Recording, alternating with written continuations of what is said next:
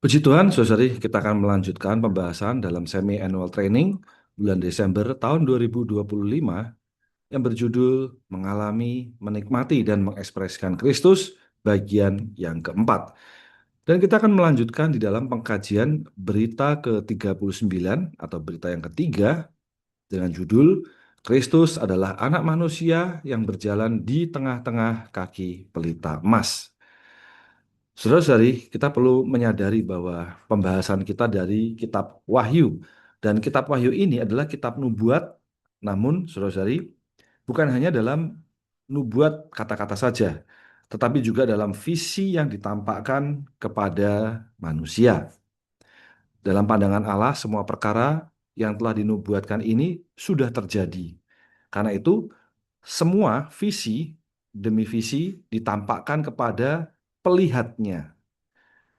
Dan seluruh Alkitab mewahyukan Kristus sebagai kesimpulan, kegenapan, dan perampungan seluruh Alkitab. Lebih-lebih, kitab Wahyu menekankan wahyu Yesus Kristus.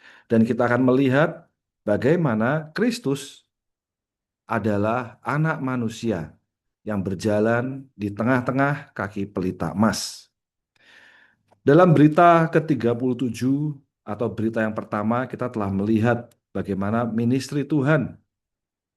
Dia mengerjakan banyak hal sebagai saksi yang setia. Dan kemudian di dalam berita ke-38 atau berita kedua, kita dapat melihat bagaimana Kristus telah melewati mati dan bangkit. Puji Tuhan, Allah kita, Allah yang telah bangkit. Dia pernah mati, namun dia bangkit dari kematian, sehingga alam maut tidak dapat menahannya. Dan di dalam berita ke-39 atau berita ketiga ini, kita dapat melihat Kristus dalam kenaikannya. Dia menunjukkan apa yang telah dihasilkannya, ya, adalah gereja. Dan dia, amen, hari ini sebagai anak manusia yang berjalan di tengah-tengah kaki pelita emas. Amin. Kita lanjutkan di dalam judul dan ayat penting pembahasan di dalam berita ini. Yang pertama, kita perlu melihat jalan melihat visi, ya. Jalan atau bagaimana bisa melihat visi, ya. Di dalam Wahyu pasal 1 ayat 9 sampai 11 dikatakan, "Aku, Yohanes, saudaramu dan rekan yang berbagian bersama dalam kesengsaraan, kerajaan dan kesabartahanan dalam Yesus. Pada hari Tuhan aku di dalam roh dan terdengar di belakangku suatu suara yang nyaring seperti bunyi sangkakala. Berkata, apa yang kamu lihat, tulislah dalam gulungan kitab dan kirimkanlah kepada 7 gereja itu. Ke Efesus, ke Smyrna, ke Pergamus, ke Tiatira, ke Sardis, ke Philadelphia, dan ke Laodikia." Nah, bagaimana jalan untuk melihat visi? Dari ayat ini, saudara-saudari, kita dapat melihat yang pertama, ya, kita perlu berbagian bersama. Puji Tuhan, ya. Nah, bagaimana kita bisa berbagian dalam kesengsaraan, kerajaan, dan kesabartanan dalam Yesus? Maka ada satu syarat, yaitu adalah kita perlu di dalam roh dan berada dalam tumpuan keesaan.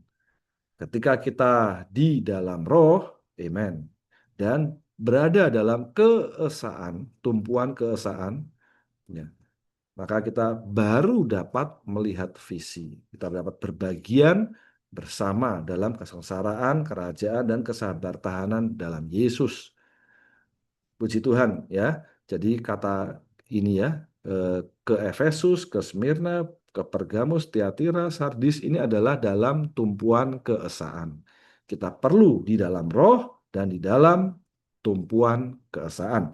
Lalu apa yang dilihat? Visi apa yang dilihat? Kemudian saudara, ya, di dalam ayat 12 sampai 13 di sana dikatakan, lalu aku berpaling untuk melihat suara yang berbicara denganku. Setelah aku berpaling, aku melihat 7 kaki pelita emas. Oh, di tengah-tengah kaki pelita, seorang yang seperti anak manusia, berpakaian jubah yang panjangnya sampai di kaki, dan dadanya berlilitkan ikat pinggang emas. Maka saudara-saudari, ketika kita berpaling ya, kita boleh melihat visi yang terlihat adalah 7 kaki pelita emas. Puji Tuhan, saudari ya, kita dapat melihat ya 7 kaki pelita ini ya. Betapa kita bersuka cita melihat visi yang demikian. Amen. Selanjutnya di dalam struktur berita ini ada 11 Romawi ya. Judul dalam berita yang ke-39 adalah Kristus adalah anak manusia yang berjalan di tengah-tengah kaki pelita emas. Dalam bagian ini, saudara ya, terdiri 3 bagian. Yang pertama adalah jalan untuk melihat visi, ya. Yang kemudian Romawi yang kedua membahas visi apa yang dilihat, yaitu adalah visi anak manusia yang berjalan di tengah-tengah kaki pelita emas. Kemudian kita dapat melihat di dalam Romawi yang ketiga sampai yang ke-11 adalah karakteristik Kristus yang mulia. Apa karakteristiknya? Kita akan membahas mengenai kepala, rambut, mata, kaki, suara, tangan, mulut, wajah. Puji Tuhan, dialah Kristus yang mulia, yaitu dia adalah yang pertama dan yang terakhir, dia yang memegang kunci-kunci maut dan alam maut. Ya, poin terakhir telah kita bahas di dalam berita sebelumnya. Puji Tuhan, saudari, kalau kita melihat di dalam bagian ini, ya, kita perlu menyadari bahwa ada 2 syarat untuk melihat visi. Yang pertama, saudara-saudari, adalah kita perlu di dalam roh dan dalam tumpuan gereja. Ya, ini adalah dibahas di dalam kapital A sampai B. Kemudian, saudara-saudari, juga kita berbagian bersama dalam kesengsaraan, kerajaan, dan kesabartahanan dalam Yesus. Amin. Puji Tuhan, saudara ya. Inilah jalan untuk melihat visi. Nah, kita lihat adalah anak manusia yang berjalan di tengah-tengah kaki pelita emas. Dia adalah anak manusia, juga adalah imam besar. Dadanya berlilitkan ikat pinggang emas. Ya. Kemudian di dalam kapital B sampai C membahas mengasuh gereja-gereja dalam keinsaniannya, merawat gereja-gereja dalam keilahiannya. Nah, saudari, ini perlu menjadi perhatian kita. Ya, visi yang kita lihat bahwa anak manusia adalah imam besar yang dadanya berlilitkan ikat pinggang emas. Saudara-saudari, ikat pinggang biasanya digunakan bukan di dada tetapi di pinggang, pada pinggang. Ya, jadi bahwa imam-imam dalam perjanjian lama dia berlilitkan ikat pinggang pada pinggangnya ketika mereka sedang bertugas pelayanan. Tetapi kita dapat melihat bahwa anak manusia yang adalah imam besar, dia memakai ikat pinggang pada dadanya. Nah, saudara-saudari, dada ini melambangkan kasih. Ya, pinggang, berlilitkan ikat pinggang itu adalah untuk memperoleh tambahan kekuatan saat bekerja. Sedangkan dada yang berlilitkan ikat pinggang ini adalah melambangkan perawatan dalam kasih. Amen, ya. Amen. Yang dikerjakannya di antara gereja-gereja adalah merawat siapa? Merawat gereja-gereja. Dan ya, merawat gereja-gereja di dalam kasih. Amen. Untuk ini ya, imam besar perlu berlilitkan ikat pinggang emas pada dadanya. Puji Tuhan ya, atas hal ini. Kemudian di dalam Romawi yang ketiga kita akan membahas ya, mengenai Kristus yang mulia ya, dan karakteristik yang misteri. Nah, di dalam Romawi yang ketiga kita dapat melihat inilah kepurbaan ya. Kita menggunakan kata purba ya, saudara-saudari, bukan tua, karena tua konotasinya adalah usang. Tidak, Tuhan kita tidak usang ya, tidak tua, tetapi purba. Artinya dia sejak dahulu kala sudah ada sampai sekarang. Jadi bahwa kepurbaan surgawi Tuhan dilambangkan oleh kepala dan rambutnya berwarna putih ya, seperti bulu domba, seperti salju ya. Kemudian di dalam Romawi yang keempat kita dapat melihat 7 matanya seperti nyala api. Saudara ya. Nah, ini adalah untuk memandang, menyelidiki, memeriksa, mencari, juga menghakimi melalui menerangi, ya. Dan dia menginfus kita melalui matanya. Puji Tuhan atas 7 mata ini. Ya. Kemudian di dalam Romawi yang kelima, kakinya seperti tembaga yang bersinar. Nah, ini adalah tembaga dapat bersinar tentu adalah di dalam perapian, melambangkan perilakunya sempurna sehingga dia layak melaksanakan penghakiman ilahi. Nah, saudari, tembaga itu melambangkan penghakiman, ya. Jadi dia layak melaksanakan penghakiman ilahi. Dan kemudian di dalam Romawi yang keenam ada suaranya seperti desau air bah. Jadi semacam suara gemuruh, ya, suara Allah yang maha kuasa, ya, melambangkan desau air bah ini melambangkan keseriusan, kewibawaan perkataan Allah. Haleluya. Ya, kemudian juga tangannya memegang 7 bintang di dalam Romawi yang ke 7, ya, saudara, ya. Ini adalah utusan-utusan gereja yang cemerlang. Kemudian dalam Romawi 8, mulutnya keluar pedang tajam dan bermata dua. Nah, dari mulut Kristus keluar pedang tajam yang bermata dua, itu adalah firman-Nya yang memisahkan, dia membedakan, ya. Dia menghakimi dan dia membunuh untuk menanggulangi manusia, benda, dan perkara yang negatif. Amen. Puji Tuhan, ya. Kemudian wajahnya di dalam Romawi yang ke-9. Wajah Kristus bersinar, ya, seperti matahari, ya, bersinar dengan terik. Ya, ini adalah sorotan untuk penghakiman, mendatangkan kerajaan. Dan kita dapat melihat bahwa Kristus adalah yang pertama dan terakhir. Ini boleh mengatakan kepada kita bahwa dia menjamin bahwa dia tidak akan membiarkan pekerjaannya terbengkalai, ya, di tengah jalan, karena dialah yang pertama, dia juga yang terakhir. Amen, ya. Puji Tuhan, ya. Dia hidup, ya, membuat gereja-gereja yang mengekspresikan tubuhnya menjadi hidup, segar, dan kuat. Ini sedikit banyak telah dibahas dalam berita yang sebelumnya. Dan dia adalah Kristus yang memegang kunci-kunci maut dan alam maut. Di dalam berita sebelumnya telah dibahas, ya, saudara, ya.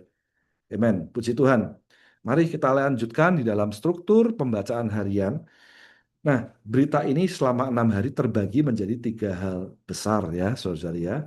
Hari yang pertama dan hari yang kedua membahas mengenai jalan untuk melihat visi. Amen. Lalu kemudian hari yang ketiga dan keempat, visi apa yang dilihat, ya. Kemudian hari yang kelima dan hari yang keenam, inilah karakteristik Kristus yang mulia. Amen. Di dalam hari yang pertama, saudara, ya, kita boleh melihat visi tumpuan kesatuan dalam gereja. Ini pelaksanaan satu kota, satu gereja, ya. Bahwa tumpuan kesatuan yang sejati, saudara, memiliki 4 karakteristik. Kita akan membahas di dalam hari yang pertama. Kemudian kita boleh melihat visi dalam kesengsaraan, kerajaan, dan kesabartahanan dalam Yesus.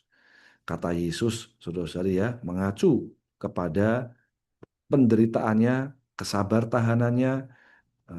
Kita melihat bagaimana dia menjalani semua proses itu ketika dia di muka bumi, dalam kesengsaraan, kerajaan, dan kesabartahanan dalam Yesus.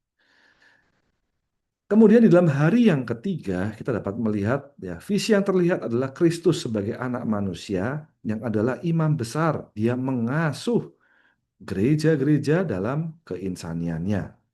Dia adalah anak manusia, juga adalah imam besar. Di dalam keinsaniannya, dia mengasuh gereja-gereja. Oh, saudari, perkara ini sangat manis, ya, pengasuhan di dalam keinsaniannya. Kenapa bisa demikian? Karena dia adalah Kristus, ya. Dada Kristus berlilitkan ikat pinggang emas. Tentu emas adalah melambangkan hayatnya, hayat kekal, ya. Ya, nah, namun yang dililitkan ini adalah pada dadanya, menandakan bahwa dia penuh dengan kasih. Satu sisi dia merawat dalam keilahian, karena inilah sifat emas, dan dia membereskan kaki pelita, dan dia menyuplai minyak baru. Nah, saudara-saudari, kaki pelita ini perlu ada pemberesan, ya. Sumbu-sumbu yang gosong boleh dirapikan, ya. Kemudian minyaknya ditambahkan. Nah, inilah bagaimana dia merawat di dalam keilahian.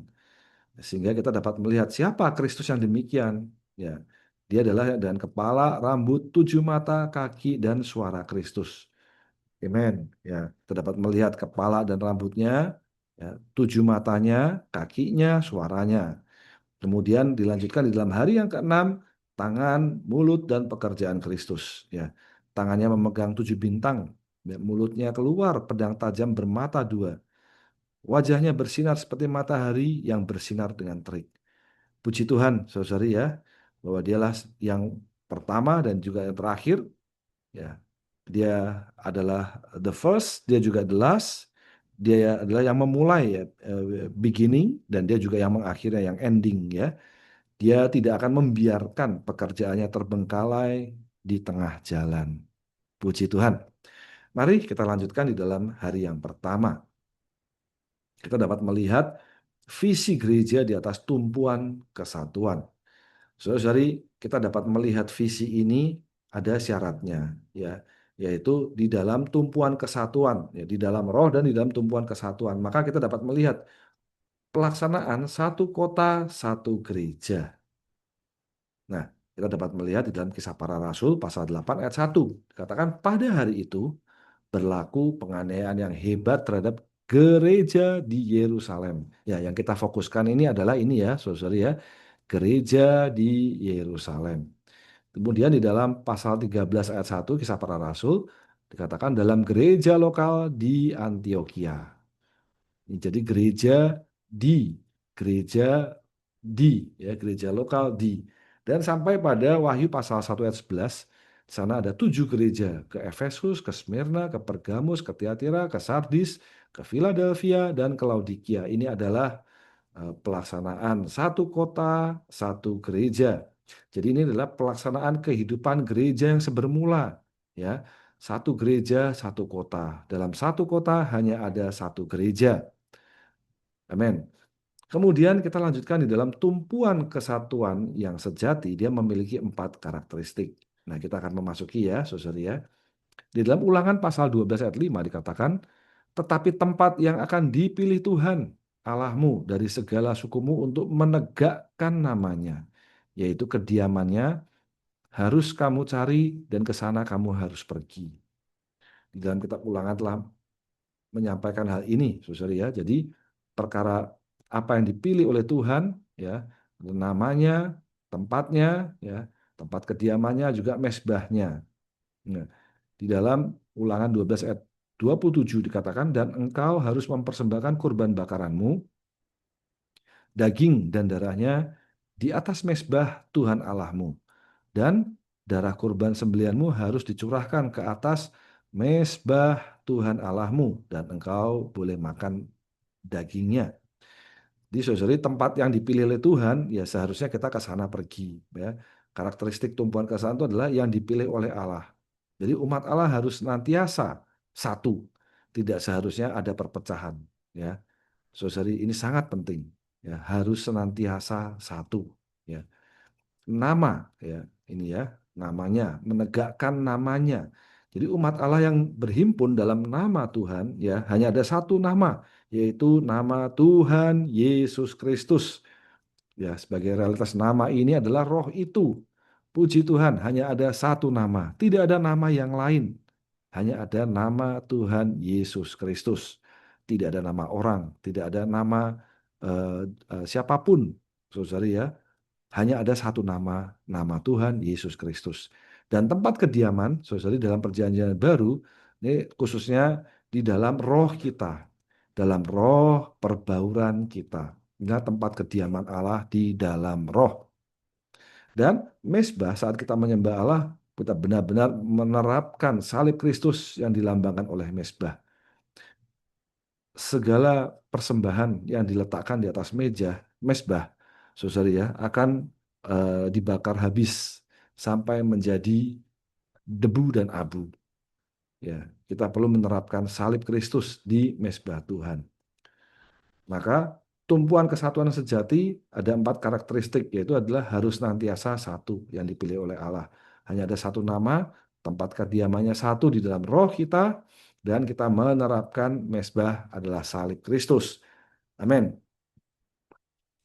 Selanjutnya, saudari, bagaimana berhimpun dalam nama Kristus, tempat kediaman Allah, dan menerapkan salib Kristus, bahwa dalam segala hal yang berkaitan dengan penyembahan kepada Allah, kita harus melatih roh kita.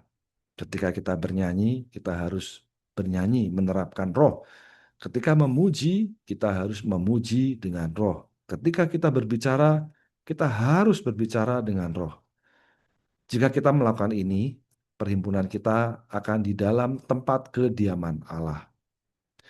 Dalam Ulangan pasal 12 dan Perjanjian Baru ada mezbah, yaitu salib. Pintu masuk ke gereja adalah salib. Siapa saja yang mau masuk ke dalam gereja harus mengalami salib dan disalibkan. Mengalami salib berarti orangnya Anda singkirkan, dihapuskan, direduksi menjadi ketiadaan. Ketika kita dalam salib, kita benar-benar di dalam roh. Ketika persiapan untuk datang berhimpun, kita dapat berdoa, Tuhan, jika aku masih memiliki tubuh daging, diri, dan hayat alamiah, mohon ampuni aku dan singkirkan hal-hal ini. Tuhan, aku perlu disingkirkan dan kemudian diurapi oleh-Mu. Jika kita semua datang berhimpun secara demikian, berarti kita berhimpun di dalam nama Kristus, di tempat kediaman Allah, dan menerapkan salib.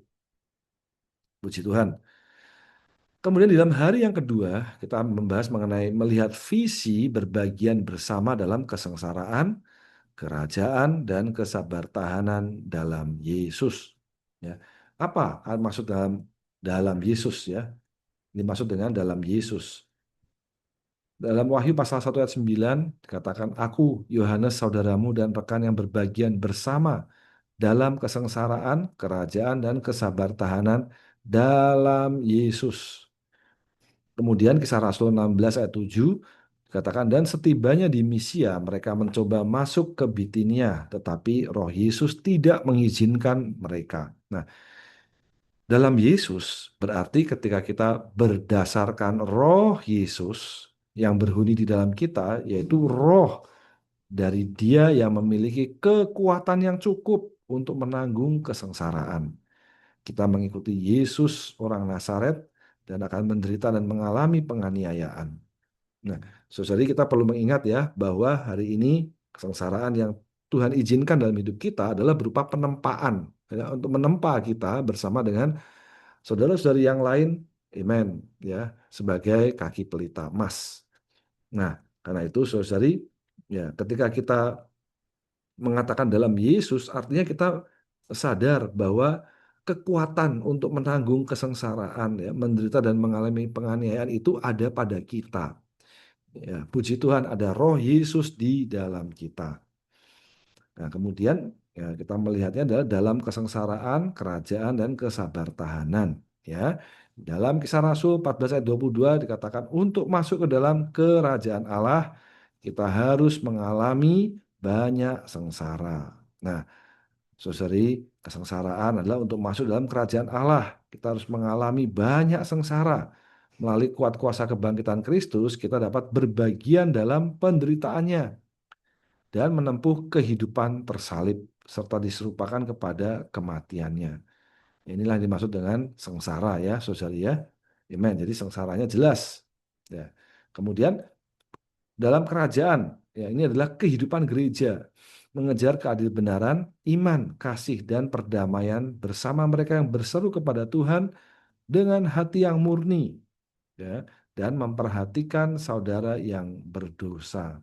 Kita berada di bawah kerajaan, tunduk di bawah kerajaan. Dan ini ada di dalam kehidupan gereja. Ya, puji Tuhan. Dan kesabartahanan adalah untuk berbagian bersama dalam kesabartahanan dalam Yesus.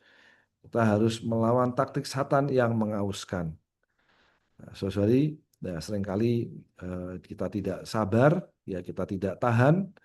Nah, tapi di sini adalah kita berbagian bersama dalam kesabartahanan Yesus.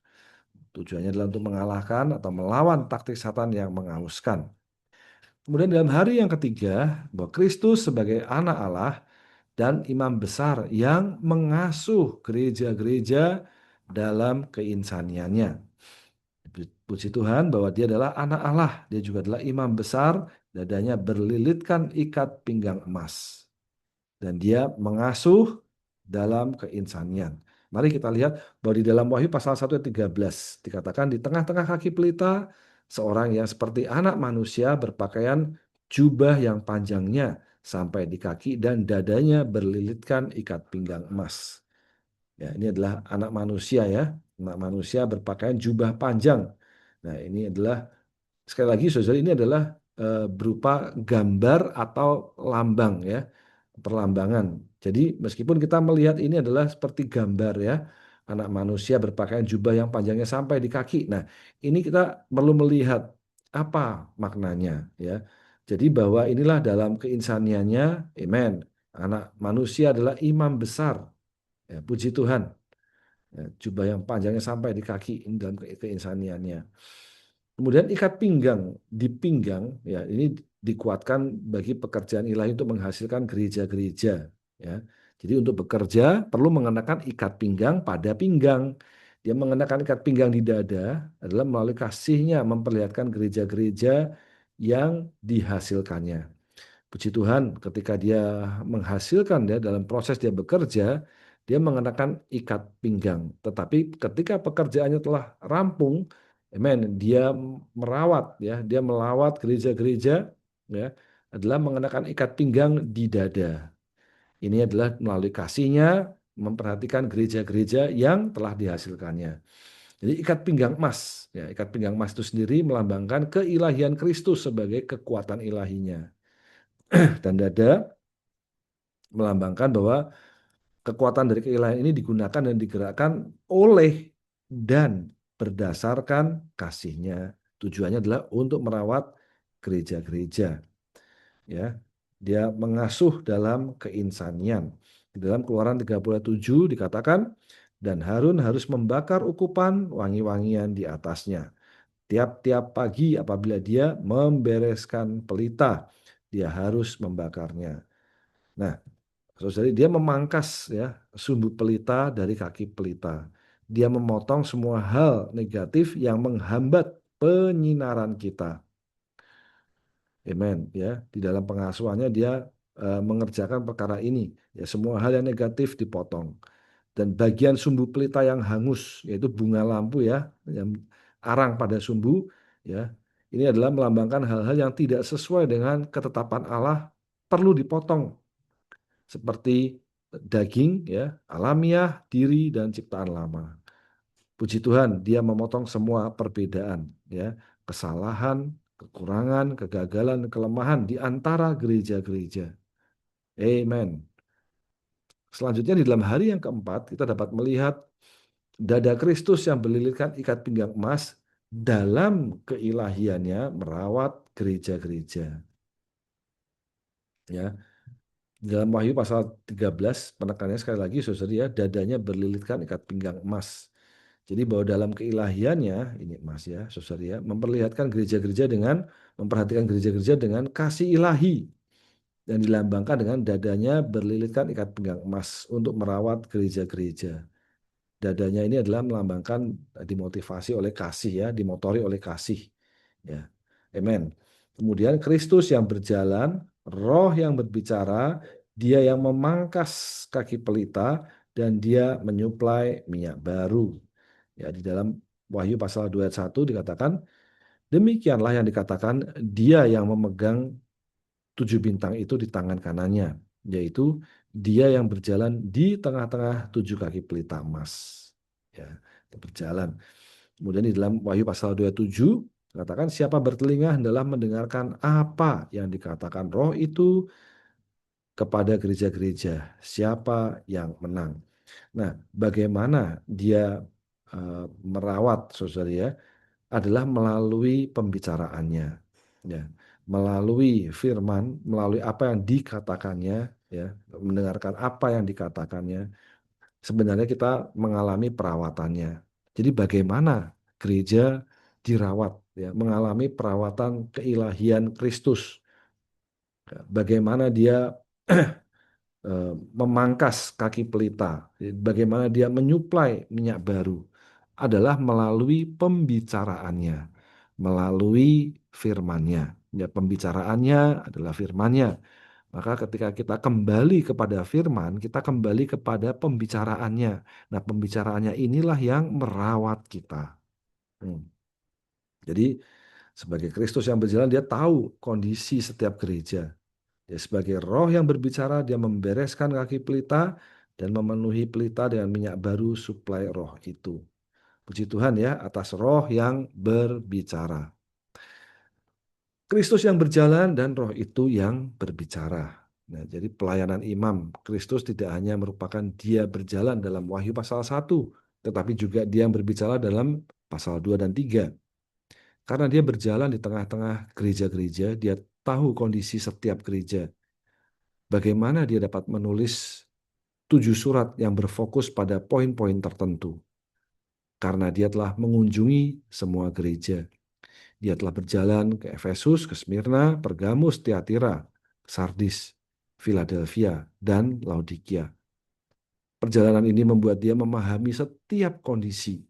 Dia melihat, kemudian berbicara. Nah, kita perlu membereskan kaki pelita, memangkas sumbu pelita, menyuplai minyak baru, dan menjadi pemenang. Dalam Wahyu pasal pertama, Tuhan Yesus menyatakan sebagai imam besar, memangkas sumbu pelita dari kaki pelita.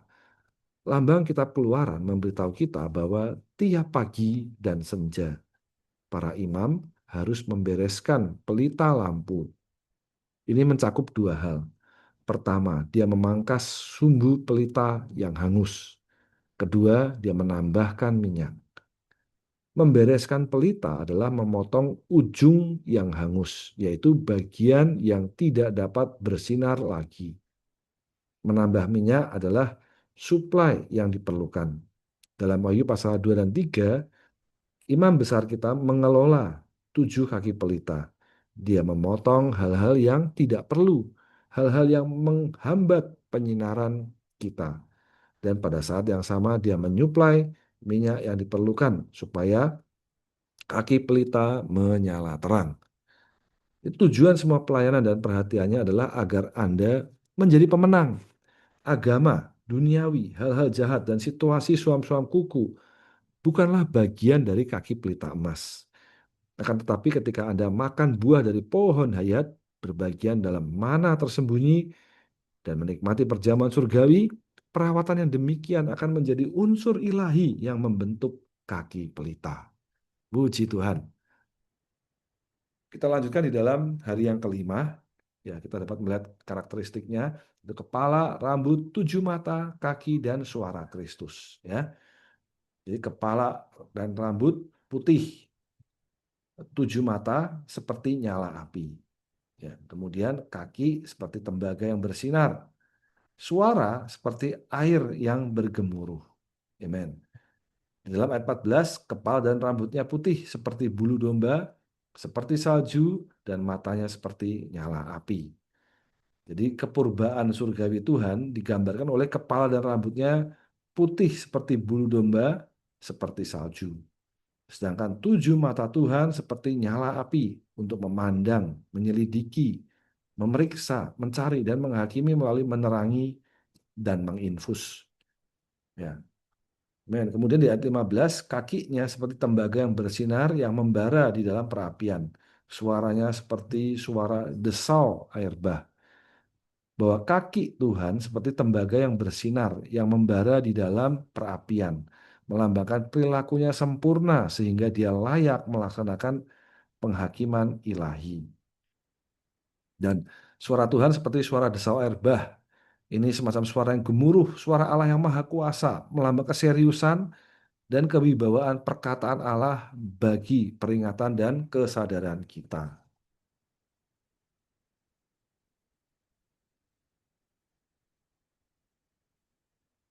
Nah, saudara-saudari, kita dapat melihat bahwa karakteristik demikianlah Kristus yang adalah anak manusia berjalan di tengah-tengah kaki pelita emas. Inilah dia, ya.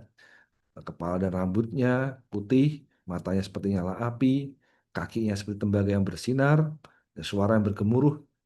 Profil inilah yang berjalan di antara kaki pelita emas. Ya, amen. Selanjutnya, hari yang keenam, tangan, mulut, wajah, dan pekerjaan Tuhan. Ya, kita lanjutkan. Di dalam tangan kanan memegang 7 bintang, mulutnya keluar pedang tajam bermata dua, dan wajahnya bersinar seperti matahari yang terik. Ya, nah kita dapat melihat bahwa Kristus memegang utusan, ya, gereja-gereja yang cemerlang diwakili oleh 7 bintang, ya, yang memikul tanggung jawab kesaksian Yesus. Ya, ini di dalam berita yang pertama, ya, saudari, ya, berita ke-37. Ya. Dan dari mulut Kristus keluar pedang tajam bermata dua, yaitu firman-Nya yang memisahkan, menghakimi, membunuh, menanggulangi manusia, benda, dan perkara yang negatif. Ya, melalui mulut Kristus, ya, puji Tuhan. Dan wajah wajah Kristus bersinar seperti matahari bersinar dengan terik, sorotan penghakiman untuk mendatangkan kerajaan. Nah, saudari, dialah yang berjalan di tengah-tengah kaki pelita emas, ya. Demikian profil ini, ya. Ya, kita dapat melihat dia berjalan, dia membersihkan, ya, dia melawat gereja-gereja. Nah, yang dia kerjakan akan tuntas. Apa yang dia kerjakan tidak akan berhenti di tengah jalan. Ya, jadi bahwa pekerjaan Kristus tidak akan terbengkalai di tengah jalan. Dia menang atas maut dan alam maut. Saudari, di dalam Wahyu pasal 1 ayat 17, ya, sana dikatakan bahwa aku adalah yang pertama dan yang terakhir. Semoga kita masih berkesan, ya, di dalam berita sebelumnya, ya, bahwa Kristus adalah the first and the last. Dia yang pertama kali, dan dia juga adalah the last, yang terakhir. Dia adalah yang memulai atau beginning, ya, dan dia mengakhiri, ending, ya. Jadi ada awal, ada akhir. Dan di dalam berita yang pertama juga dikatakan bahwa apa yang telah ditabur dalam kitab-kitab sebelumnya akan sampai pada akhirnya, ya, akan sampai pada kesimpulannya, yaitu dalam kitab Wahyu. Dan puji Tuhan, saudari, apa yang dia kerjakan pasti akan rampung sempurna, tuntas. Puji Tuhan, ya.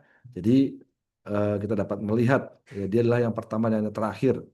Kristus juga adalah yang hidup, yang memegang kunci-kunci maut dan alam maut. Ya, dia yang hidup itu membuat gereja-gereja mengekspresikan tubuhnya hidup, segar, dan kuat. Inilah gereja, saudari, ya. Dan karena Kristus memegang kunci-kunci maut dan alam maut, saudari, ya. Nah, maka maut dan alam maut tidak berkuasa atas gereja.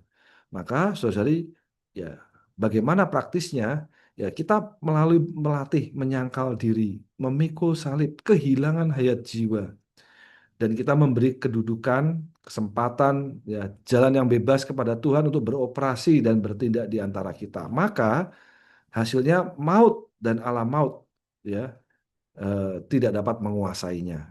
Amin, ya. Puji Tuhan. Demikian dalam penutup, maka saudari, ya, kita perlu menempuh jalan untuk melihat visi ini. Dan kiranya kita menjadi orang yang melihat, pribadi yang melihat. Amin, ya. Kemudian, saudari, ya, dalam pengalaman Kristus itu berjalan dan Roh itu berbicara. Ya. Nah, profil Kristus yang demikian, ya, membawa kita terus menerima pemangkasan, ya, dan kita dipenuhi oleh minyak baru. Hal-hal yang Tuhan tidak berkenan, Tuhan singkirkan.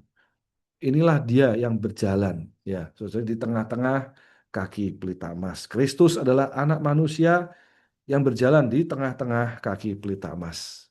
Amin. Puji Tuhan.